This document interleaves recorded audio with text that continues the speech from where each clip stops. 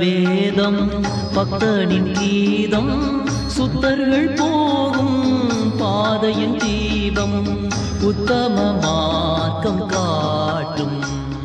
வேதம் பக்தனின் கீதம் சுத்தர்கள் போகும் பாதையின் தீபம் உத்தம மார்க்கம் காட்டும். மை ஜீசஸ் டிவி மூலமாக தமிழ் வேதாகம ஆராய்ச்சி மையம் வழங்கும் திருமறை தீபம் என்ற நிகழ்ச்சியின் கலந்துரையாடலுக்கு நேயர்கள் உங்கள் அனைவரையும் அன்புடன் வரவேற்கிறோம். நான் சிந்தியா சுரேஷ். நம்மோடு கூட இந்த நாளிலும் நம்மோடு கூட இணைந்திருப்பவர் வேத ஆராய்ச்சியாளர் மற்றும் போதகர் MS வசந்தகுமார் அவர்கள். வணக்கம் பாஸ்டர். வணக்கம். நேயர்களே, நீங்க தொடர்ச்சியாக இந்த நிகழ்ச்சியை பார்த்து கொண்டு வருகிறீங்க. நல்ல ஒரு ஃபீட்பேக் எங்களுக்கு அனுப்பி கொண்டு வருகிறீங்க. உங்களுக்கு மிகுந்த நன்றியை செலுத்துகிறோம். இந்த நாளிலும் கூட நாங்கள் ஒரு முக்கியமான ஒரு டாபிக்கை குறித்து டிஸ்கஸ் பண்ண போறோம். இயேசுவை அறியாத மனிதர்களுடைய நிலை என்ன என்பதை குறித்து நம்ம பார்க்க போகிறோம். இதை குறித்து அநேக சந்தேகங்கள் உங்களுடைய மனதில் இருக்கலாம். எனக்கும் அநேக டவுட்ஸ் இருக்குது. இதை இந்த நாளில் கூட பாஸ்டர் கிட்ட கேட்டு நம்மளுடைய சந்தேகங்களை நிவர்த்தி பண்ணிக்கொள்ளலாம். வாங்க நிகழ்ச்சிக்குள்ள போகலாம். பாஸ்டர் சொல்லுங்க பாஸ்டர், ஆண்டவராய் இயேசு கிறிஸ்துவை அறியாதவர்கள்னா யாரு? ஃபர்ஸ்ட் அதை சொல்லிருங்க பாஸ்டர். இயேசுவை குறித்து கேள்விப்படாதவர்கள். இப்ப நாம் வேதத்தில் பார்க்கிறோம், ரட்சிப்பு இயேசுவின் மூலமாக மாத்திரம்தான் மனிதர்களுக்கு கொடுக்கப்படுகிறது. அப்போஸ்தலர் 2ஆம் அதிகாரத்தில் பேதுரு பிரசங்கம் பண்ணும்போது, ரட்சிக்கப்படுவதற்கு இயேசுவினுடைய நாமத்தை தவிர வேறு எந்த நாமமும் கொடுக்கப்படவில்லை. எப்படி ரட்சிக்கப்பட வேண்டும் என்ற கேள்விக்கும் வேதம் சொல்கிறது, கர்த்தராகிய இயேசு கிறிஸ்துவை உன் வாயினால் அறிக்கையிடு, அப்பொழுது நீ ரட்சிக்கப்படுவாய் என்று சொல்லப்பட்டிருக்கிறது. அதாவது இயேசு கிறிஸ்துவை நாம் விசுவாசிக்கும் போது ரட்சிக்கப்படுகிறவர்களாக இருக்கிறோம். ஒரு டவுட் பாஸ்டர், ரட்சிப்புன்னு சொல்றீங்களே, ரட்சிப்பு என்றால் என்ன பாஸ்டர்? ரட்சிப்பு என்ற வார்த்தை மூலமொழியில் பல்வேறு விதமான காரியங்களுக்கு உபயோகிக்கப்பட்டிருக்கிறது. அடிப்படையில் விடுதலை, அதாவது விடுவிக்கப்படுதல், மீட்கப்படுதல், தப்புவிக்கப்படுதல் என்ற அர்த்தம் தருகிற ஒரு வார்த்தை. இப்ப நிறைய இடங்களில் பழைய ஏற்பாட்டில், குறிப்பாக சங்கீத புத்தகங்களில் தாவீது கர்த்தாவே ரட்சியும், நீரே என் ரட்சகர் என்றெல்லாம் சொல்லும் போது, அவன் தான் இருந்த சூழ்நிலையில் தனக்கு ஏற்பட்ட ஆபத்துக்களிலிருந்து கர்த்தர் தன்னை விடுவிக்கும்படி அவன் மன்றாடுகிறான். எனவே ஒரு ஆபத்திலிருந்து தப்புவிக்கப்படுவது ரட்சிப்பாக அங்கு சொல்லப்பட்டிருக்கிறது.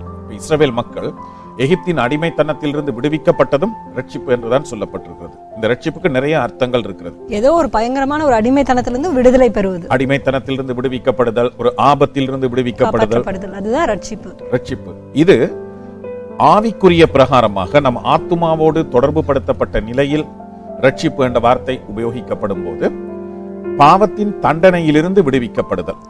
இப்ப வேதம் சொல்கிறது, பாவத்தின் சம்பளம் மரணம். நாம் எல்லாரும் பாவிகள்.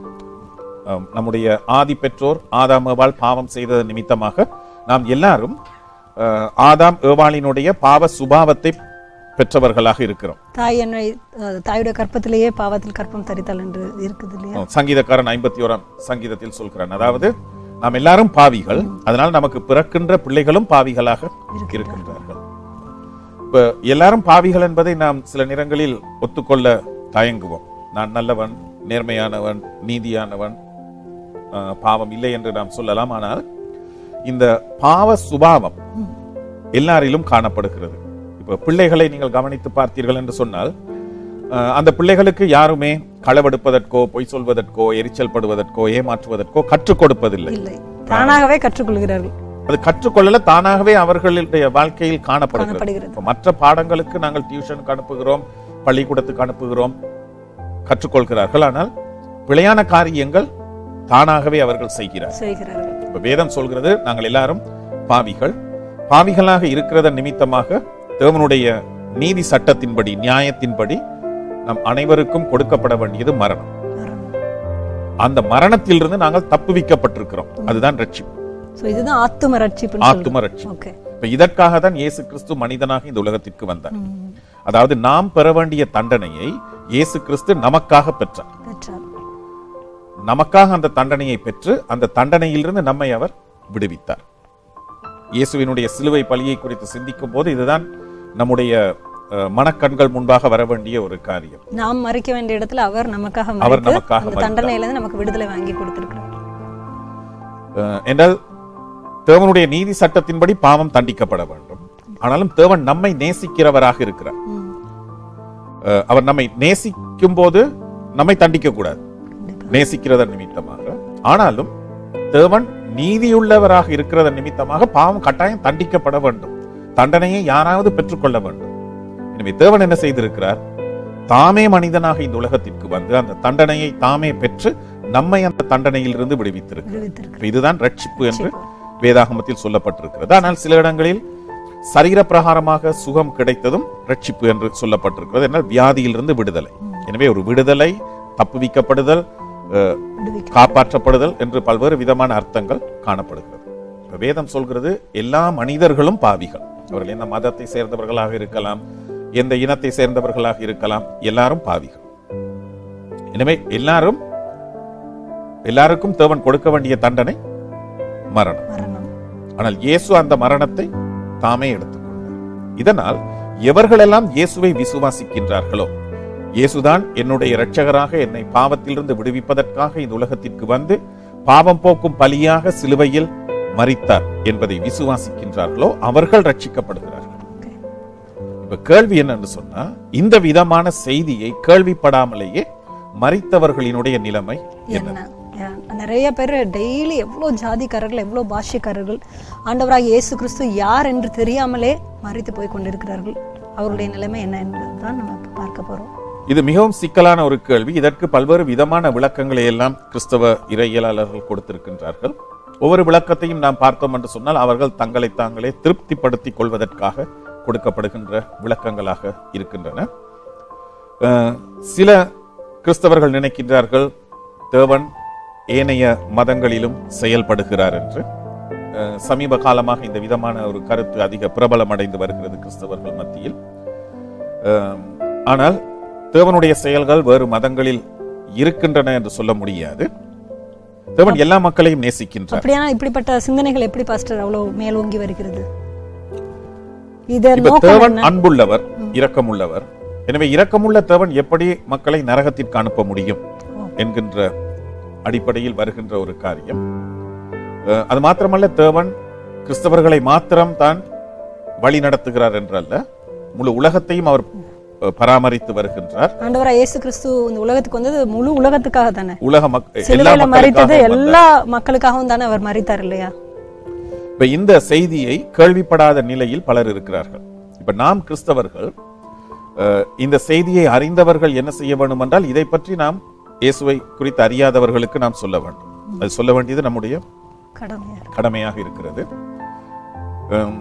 அப்படியும் இயேசுவை குறித்து கேள்விப்படாமல் மரித்தவர்களுக்கு என்ன நடக்கும் என்று சொல்லும் போது, சில கிறிஸ்தவர்களினுடைய நம்பிக்கை மரணத்திற்கு பிறகு தேவன் இன்னும் ஒரு சந்தர்ப்பத்தை அவர்களுக்கு கொடுப்பார் என்கின்ற ஒரு நம்பிக்கை சிலருக்கு இருக்கிறது. அப்படிப்பட்ட உண்மையான ஒரு ஏதாவது ஒரு காரியம் இருக்கிறதா பாஸ்டர்? மரணத்துக்கு பின்பதாக ஏதாவது ரட்சிப்படைய ஏதாவது வாய்ப்பு இருக்கிறதா?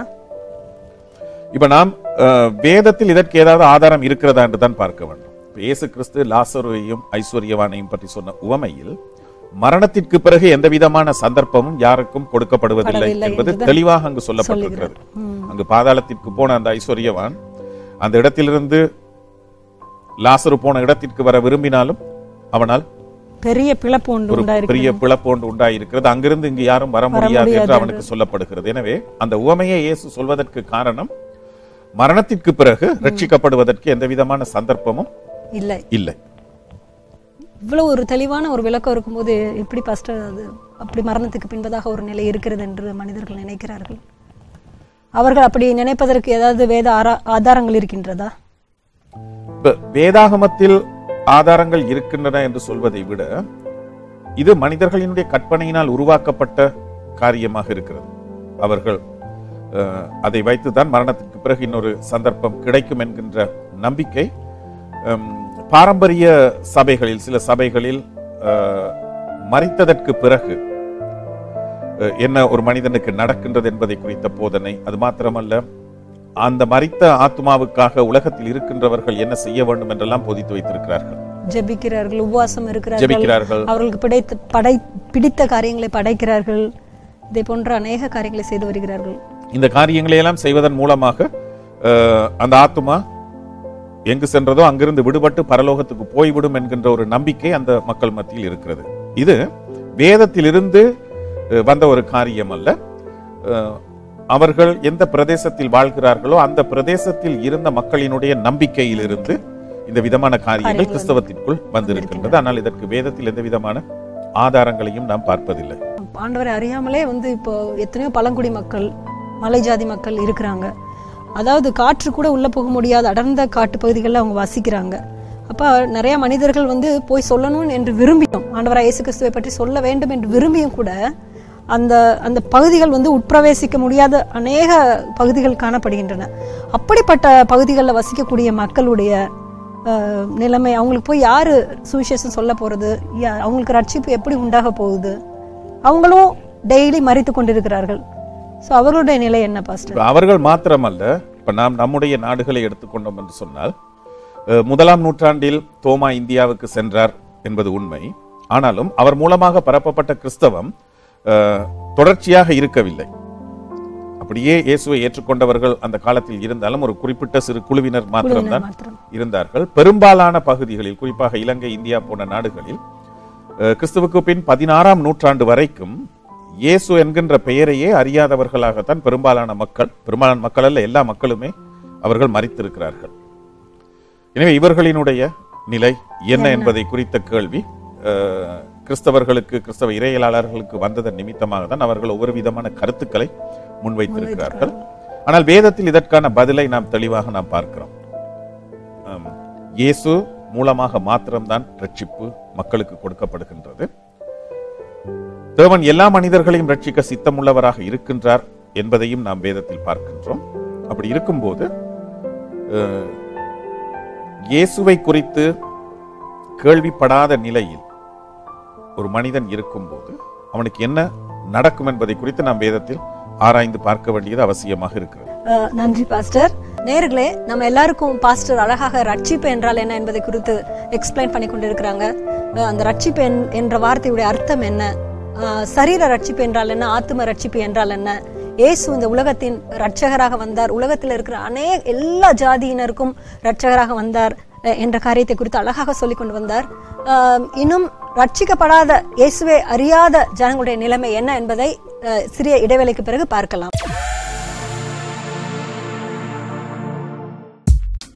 You are watching My Jesus TV. தீயனவற்றை பார்க்காதே, தீயனவற்றை பேசாதே, தீயனவற்றை கேளாதே. தேவன் வார்த்தை நீ கேடு, தேசமெங்கும் நீ சொல்லு. தேவன் என்றும் நல்லவர், இயேசுவே எங்கள் ரட்சகர்.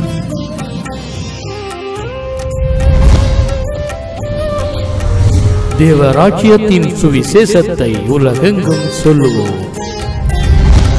நீரை துடைப்பதற்கு ஒருவரும் வரவில்லையா? கண்ணீரை துடைப்பதற்கு ஒருவரும் வரவில்லையா? வந்துவிடு இயேசுவிடம், வந்துவிடு இயேசுவிடம். உன்னை அறிந்த தேவன், உன்னை அறிந்த தேவன். கண்ணீரை துடைப்பதற்கு ஒருவரும் வரவில்லையா?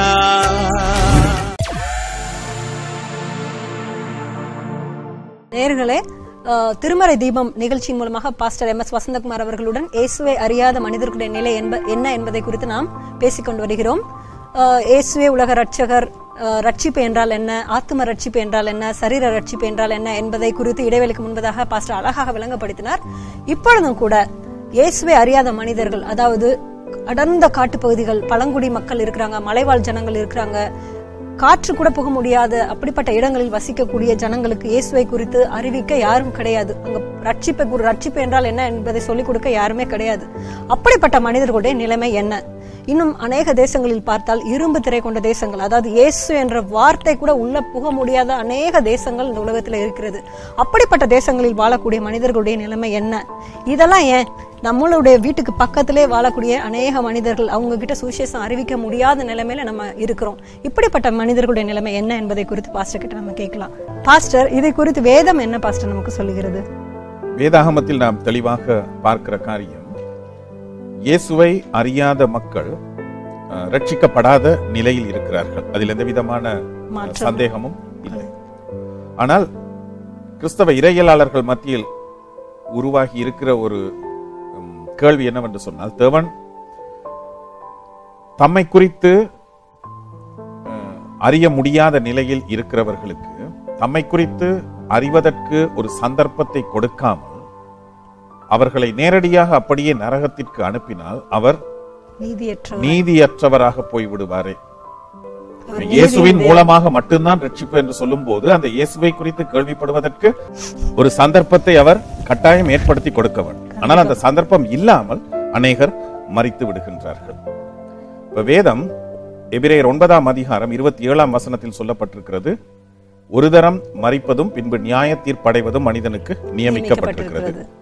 அவன் எந்த மனிதனாகவும் இருக்கலாம், மரணத்திற்கு பிறகு அவனுக்கு நியாய தீர்ப்பு இருக்கிறது. பழைய ஏற்பாட்டில் கூட பிரசங்கி இந்த காரியத்தை குறித்து சொல்லும் போது, எல்லா விதமாகவும் நீ நடக்கலாம், ஆனாலும் தேவன் இவை எல்லாவற்றிலும் நியாய தீர்ப்பிலே கொண்டு வந்து நிறுத்துவார் என்பதை அறி என்று சொல்கிறார். எனவே நியாய தீர்ப்பு இருக்கிறது. எனவே இந்த நியாய தீர்ப்பு எப்படி நடைபெறும் என்பதுதான் முக்கியமாக நாம் பார்க்க வேண்டிய காரியம். இப்ப இயேசுவை விசுவாசித்து ஏற்றுக்கொண்டவர்களுக்கு அந்த நியாய தீர்ப்பு எப்படிப்பட்டதாக இருக்கிறது என்று சொன்னால், அவர்கள் இயேசுவை விசுவாசித்து ஏற்றுக்கொண்டதன் நிமித்தமாக பாவத்தின் தண்டனையான சம்பளத்திலிருந்து அவர்கள் விடுவிக்கப்பட்டிருக்கிறார்கள். இதனால்தான் அவர்கள் இயேசு வரும்போது அவரோடு கூட எடுத்துக் கொள்ளப்படுகிறார்கள். இப்ப மற்றவர்களுக்கு நியாய தீர்ப்பு எப்படி நடைபெறும் என்பதை குறித்து நாம் பார்க்கும்போது, வெளிப்படுத்தல் புத்தகத்தில் 20ஆம் அதிகாரத்தின் கடைசி பகுதியில் நாம் பார்க்கின்றோம். அவர்கள் எல்லாரும் உயிர்ப்பிக்கப்பட்டு வெள்ளை சிங்காசனத்திற்கு முன்பாக நிற்கின்றார்கள்.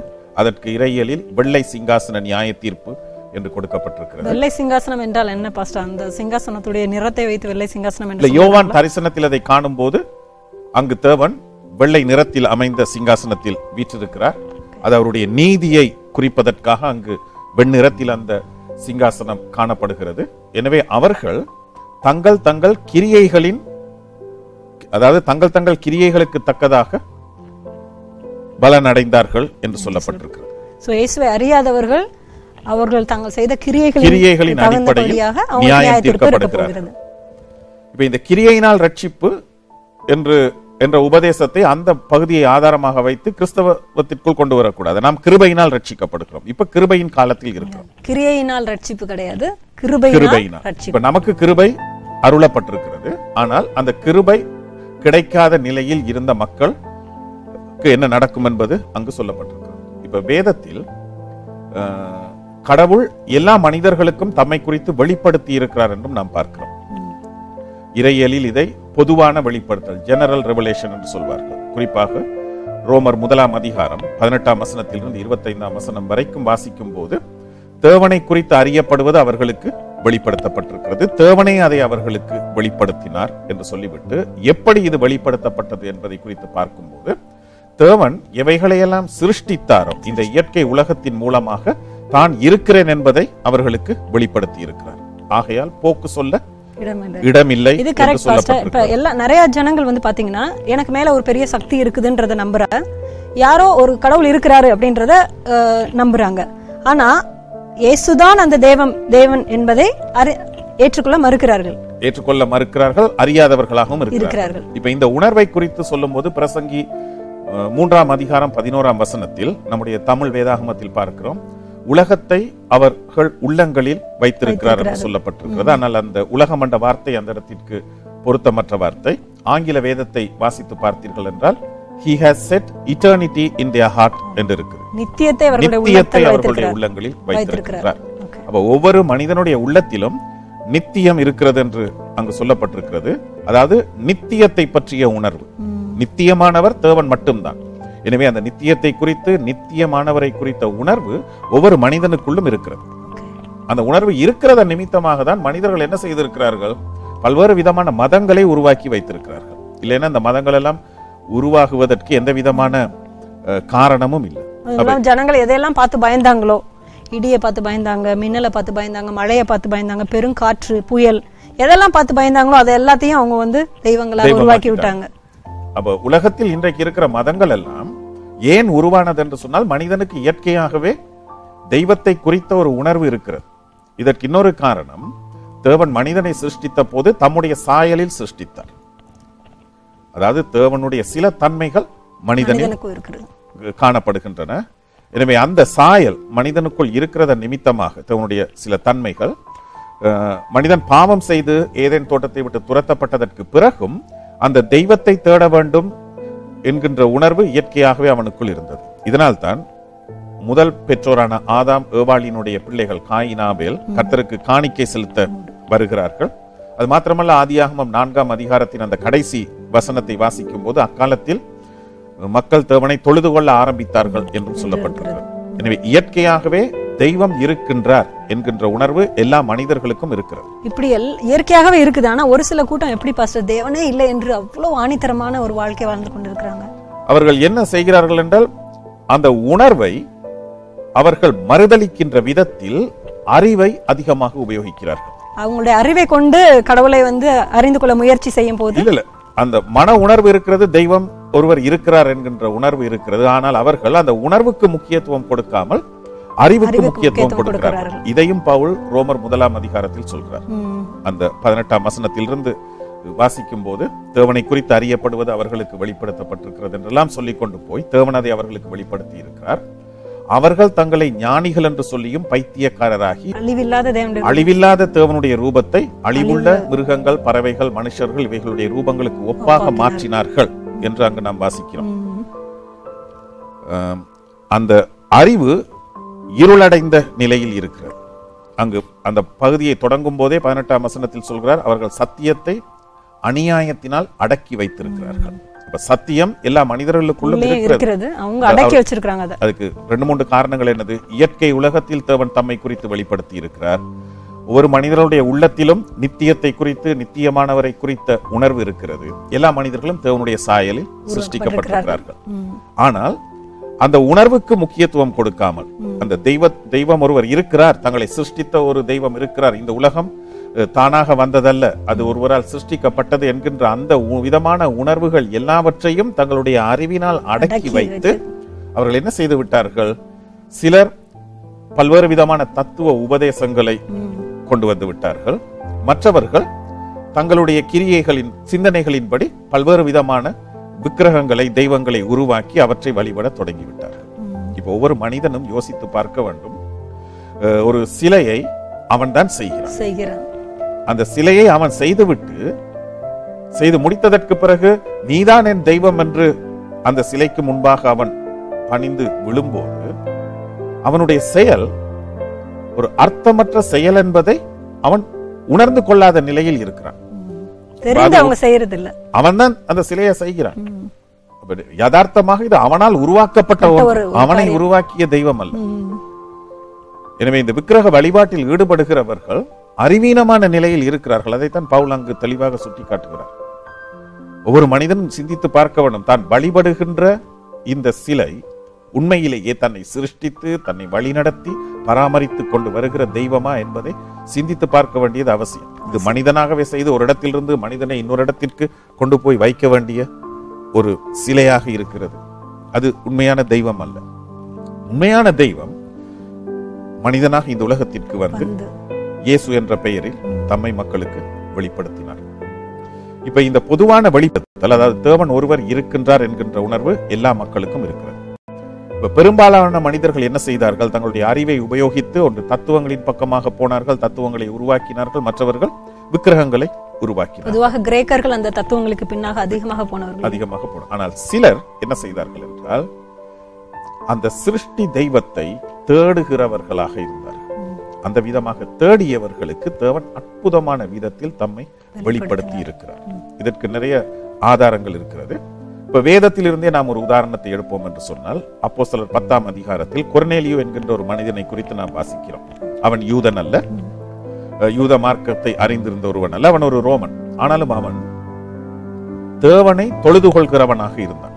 விக்கிரகங்களை வழிபடவில்லை. தன்னுடைய மற்ற தன்னுடைய கால மக்களை போல விக்கிரகங்களை வழிபடுகிறவனாக இல்லாமல் சிருஷ்டி தெய்வத்தை தொழுகிறவனாகவும் நற்கிரியைகள் செய்கிறவனாகவும் அவன் இருந்தான். அதாவது ஒரு தேவன் இருக்கிறார் என்கின்ற தெய்வ பயம் அவனுக்குள் இருந்ததன் நிமித்தமாக அற்புதமான விதத்தில் பேதுருவின் மூலமாக சுவிசேஷம் அவனுக்கு போகிறது. இதே விதமாக நீங்கள் சமீப காலத்தில் ஒரு ஆங்கில புத்தகம் தமிழில் அதை மொழிபெயர்த்திருக்கிறார்கள். பிதாவே என்று அழைக்க துணிந்தேன் என்று ஒரு இஸ்லாமிய பெண்ணை குறித்து. அதிலும் அந்த பெண் உண்மையான தெய்வத்தை தேடி அலைகிறவளாக இருந்ததன் நிமித்தமாக அற்புதமான விதத்தில் ஆண்டவர் தம்மை வெளிப்படுத்தினார். உண்மையாக தம்மை தேடுகிற எல்லாருக்கும் நம்முடைய தேவன் தன்னை வெளிப்படுத்துகிறவராகவே இருக்கிறார் இல்லையா பாஸ்டர்? அதான் கர்த்தருடைய நாமத்தை தொழுது கொள்கிறவன் எவனோ அவன் ரட்சிக்கப்படுவான் என்று வேதம் சொல்கிறது. எனவே எந்த இடத்தில் இருந்தாலும் சுவிசேஷமே போக முடியாத, இயேசு என்கின்ற பெயரே கேள்விப்பட முடியாத இடத்தில் ஒரு மனிதன் இருந்தாலும் அவன் சிருஷ்டி தெய்வத்தை தேடுகிறவனாக இருந்தால் அந்த தெய்வம் தம்மை அவனுக்கு கண்டிப்பாக வெளிப்படுத்துவார். கண்டிப்பாக. எனவே கடைசி நாளில் தேவன் மக்களை நியாயம் தீர்க்கும் போது இந்த பொதுவான வெளிப்படுத்தல், தெய்வத்தை குறித்து அறிகிற அறிவு அந்த மனிதனுக்கு இருந்தது தானே, அந்த அறிவை அவன் என்ன செய்தான் என்பதை அடிப்படையாக வைத்து அவனை நியாயம் தீர்ப்பார். அதுதான் அங்கு வெளிப்படுத்தலில் சொல்லப்பட்டிருக்கிறது. அவர்கள் தங்கள் கிரியைகளுக்கு ஏற்றபடி பலன் அடைந்தார்கள். எனவே நம்மால் நியாயம் தீர்க்க முடியாது. இவன் நரகத்துக்கு போவான், அவன் நரகத்துக்கு போவான் என்று. அது தேவன் பார்த்துக் கொள்வார். அது நாம் செய்ய. நம்முடைய பணி என்னது? இயேசுவின் மூலமாக மட்டும்தான் ரட்சிப்பு இருக்கின்றது என்பதை நாம் அறிந்திருக்கின்றதன் நிமித்தமாக இயேசுவை விசுவாசித்தால் தான் ரட்சிக்கப்படலாம், மரணத்திற்கு பிறகு அவரோடு கூட இருக்கலாம் என்கின்ற சத்தியத்தை அறிந்த நாங்கள் இந்த சத்தியத்தை அறியாதவர்களுக்கு இதை அறிவிப்பதற்கு நாம் அதிக தீவிரமாக ஈடுபட வேண்டியது அவசியமாக இருக்கிறது. இப்பொழுது நமக்கு நிறைய லேட்டஸ்ட் டெக்னாலஜிஸ் நிறைய இருக்குல்ல பாஸ்டர், இதை குறித்து அறிவிப்பதற்கு இந்த மாதிரி டிவி நிகழ்ச்சிகள் இருக்கிறது, வாட்ஸ்அப் இருக்குது, ஃபேஸ்புக் இருக்குது. ஸோ முந்தைய காலத்தை விட இப்பொழுது இந்த சுவிசேஷம் ரொம்ப அதிகமாகவே பரவி கொண்டிருக்கிறது இல்லையா பாஸ்டர்? முன்பை விட இப்போது அதிகமாக பரவி கொண்டு வருகிறது. சில நேரங்களில் இப்படியும் பாருங்கள், ஒரு காரியம் இப்பொழுது நாம் உபயோகிக்கிற கேலண்டர் இயேசுவினுடைய பிறப்பை அடிப்படையாக கொண்டு கிறிஸ்துவுக்கு பின் 6ஆம் நூற்றாண்டில் உருவாக்கப்பட்ட ஒரு கேலண்டர். இதில் கிறிஸ்துவுக்கு முன், கிறிஸ்துவுக்கு பின். எனவே இந்த கேலண்டரை உபயோகிக்கும் போது கூட அறிவுள்ள ஒரு மனிதன் யோசிக்க வேண்டும், அது என்னது கிபி கிமு என்பதை அவன் யோசிக்க வேண்டும். அப்ப கிறிஸ்துவுக்கு முன், கிறிஸ்துவுக்கு பின். அப்ப அதனுடைய சிறப்பம்சம் என்ன என்பதை அவன் ஆராய்ந்து கொண்டு போகும்போது அது இயேசு கிறிஸ்துவண்டே அவனை வழி நடத்துகிறதாக இருக்கு. அவங்க அதை என்ன சொல்றாங்க, அது ஒரு வரலாற்று முக்கியத்துவம் வாய்ந்த ஒரு காரியம்ன்றதுனால அது நாங்க கிபி கிமு என்று இயேசுவை கிறிஸ்துவாக கடவுள் தேவனாக ஏற்றுக்கொள்ளாத மனிதர்கள் அது கிமு கிபி என்பது ஒரு வரலாற்று ஒரு நிகழ்ச்சி, ஹிஸ்டாரிக்கல் ஒரு ஈவென்ட்னு சொல்றதுனால அவங்க அதை ஏற்றுக்கொள்றாங்க. இப்பொழுது இந்த காலகட்டத்தில் அந்த கிமு கிபி என்பதை உபயோகிப்பதை அனைவர் தவிர்த்து வருகிறார்கள். காமன் ஈரா என்று மாற்றி இருக்கிறார்கள். என்றால் அந்த கிறிஸ்துவின் பெயர் அதில் வரக்கூடாது என்பதற்காக கிறிஸ்துவுக்கு எதிராக சிந்தனை உடைய நிலையில் வெவ்வேறு நாடுகளில் வெவ்வேறு விதமான கலண்டர்களை உபயோகிக்கிறார்கள். ஆனால் இது ஒரு இப்ப இந்த இயேசுவை குறித்து கேள்விப்படாத பெரும்பாலான மக்கள் எத்தனையோ நூற்றாண்டுகளாக இந்த கலண்டரை உபயோகித்திருக்கிறார்கள். எனவே அவர்கள் அந்த விதமாக சிந்தித்து பார்த்திருக்க வேண்டும். முக்கியம் என்னவென்றால் அந்த மனிதர்கள் தங்களுக்கு கிடைத்திருக்கின்ற இந்த அறிவு, தெய்வத்தை குறித்த ஒரு உணர்வு மனிதர்களுக்கு இயற்கையாகவே இருக்கிறது. அதனால் நிறைய மதங்களை உருவாக்கி வைத்திருக்கிறார்கள். எனவே இந்த மதங்கள் எல்லாம் உண்மையிலேயே தங்களை தெய்வத்திடம் கொண்டு போய் சேர்க்கின்றனவா இல்லையா என்பதை ஒவ்வொரு மனிதனும் ஆராய்ந்து பார்க்க வேண்டியதாக இருக்கிறது. பவுலினுடைய வார்த்தை மிக மிக கடுமையானது. ரோமர் 1ஆம் அதிகாரத்தில், ஆகையால் அவர்கள் போக்கு சொல்ல இடமில்லை, எந்த எக்ஸ்கியூஸும் இல்லை என்று சொல்லப்பட்டிருக்கிறது. என்றால் தேவனை குறித்து அறியப்படுவது அவர்களுக்கு தேவனை வெளிப்படுத்தியிருக்கிறார். எனவே தேவன் நியாயம் தீர்க்கும் போது அது நியாயமான தீர்ப்பாகத்தான் இருக்கும். வேதத்தின்படி மரணத்திற்கு பிறகு இன்னொரு சந்தர்ப்பம் இல்லை. இன்றைய இரட்சணியனால் இன்றைக்கே நாம் இயேசுவை ஏற்றுக்கொள்ள வேண்டும். இன்றைக்கே நாம் இந்த செய்தியை மற்றவர்களுக்கு அறிவிக்க வேண்டியவர்களாக இருக்கிறோம். Thank you so much pastor. இவ்வளோ நேரம் ரொம்ப அழகாக எக்ஸ்பிளைன் பண்ணீங்க. எல்லாரும் புரிந்து கொள்ளக்கூடிய வகையில் அழகாக எக்ஸ்பிளைன் பண்ணி கொடுத்தீங்க. நேயர்களே, இதுவரைக்கும் நீங்கள் பாஸ்டர் சொன்ன காரியங்கள் ஒவ்வொன்றையும் நீங்கள் கேட்டிருப்பீங்க. ரட்சிப்பு என்றால் என்ன, ஆத்ம ரட்சிப்பு, சரீர ரட்சிப்பு, இயேசுவை உலக ரட்சகர் என்ற அநேக காரியங்களை குறித்து நம்ம பார்த்து கொண்டு வந்தோம். இயேசுவை அறியாத மனிதர்களுடைய நிலைமை என்ன, வேதம் அவர்களை குறித்து என்ன சொல்லுகிறது, தேவன் இல்லை என்று ஒருவரும் போக்கு சொல்ல இடமே கிடையாது. தேவன் ஒருவர் இருக்கிறார் என்பது அவருடைய உள்ளத்திலேயே கொடுக்கப்பட்டிருக்கிறது. இதே போன்ற அநேக காரியங்களை பாஸ்டர் நமக்கு அழகாக கற்றுக் கொடுத்தார். இதுவே பாஸ்டர் சொன்ன மாதிரியாக இதுவே ரட்சணியனால் மரணத்திற்கு பின்பதாக ஒரு ரட்சிப்பு என்பது ஒன்றுமே கிடையாது. இந்த நாட்கள், நம்ம வாழக்கூடிய இந்த நாட்களை நம்ம கருத்தாக பயன்படுத்தி நாமே ஆராய்ந்து தேவனிடத்தில் திரும்புவோம். ஆண்டவராய் இயேசு கிறிஸ்துவை குறித்து அறியாத ஜனங்களிடம் ஓடி ஓடி போய் சொல்லுவோம். காலத்தை பிரயோஜனப்படுத்திக் கொள்வோம். நாட்கள் பொல்லாதவைகளாக இருக்கிறபடினாலே நமக்கு கொடுக்கப்பட்ட இந்த காலத்தை நாம் பிரயோஜனப்படுத்திக் கொள்வோம். இன்னும் வரும் நாட்களில் இன்னும் அநேக காரியங்களை பாஸ்டர் வசந்தகுமார் அவர்களோடு கூட சேர்ந்து நாம் பார்க்க போகிறோம். நீங்கள் இந்த நிகழ்ச்சியை பார்த்து கொண்டு வருகிறீர்கள். உங்களுக்கு அதிகமாக ஆசீர்வாதமாக இருக்கிறது இந்த நிகழ்ச்சி என்று நாங்கள் விசுவாசிக்கிறோம். இந்த நிகழ்ச்சியை குறித்து உங்களுடைய நண்பர்கள், உங்களுடைய ரிலேட்டிவ்ஸ், ஃபேமிலி மெம்பர்ஸ் எல்லார்கிட்டையும் இன்ட்ரோடியூஸ் பண்ணுங்க. ஆண்டவராய் இயேசு கிறிஸ்துடைய நாமத்தை நாம் எல்லாரும் சேர்ந்து உயர்த்துவோம். Pastor, thank you so much pastor. இதுவரைக்கும் அநேக சத்தியங்களை ரொம்ப எளிமையாக, ரொம்ப அழகாக எங்களுக்கு விளங்கப்படுத்துறீங்க. உங்களுக்கு நன்றிகளை தெரிவித்துக் கொள்கிறோம். நேயர்களே, பாஸ்டர் MS வசந்தகுமார் அவர்களுடன் திருமறை தீபம் நிகழ்ச்சியில் மீண்டும் ஒருமுறை உங்களை சந்திக்கும் வரை உங்களிடமிருந்து விடைபெறுவது சிந்தியா சுரேஷ். நன்றி, வணக்கம்.